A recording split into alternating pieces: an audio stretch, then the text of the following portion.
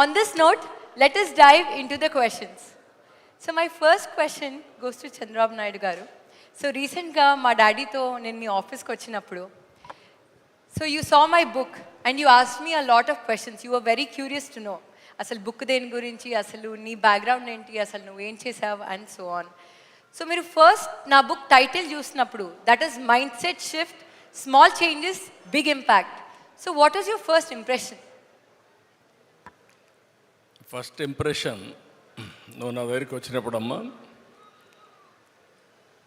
మిమ్మల్ని ఇంకా కూడా చిన్నపిల్లలుగానే చూశాను.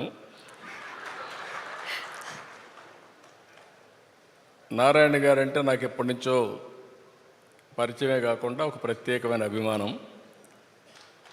దానికి అనేక కారణాలు ఉన్నాయి.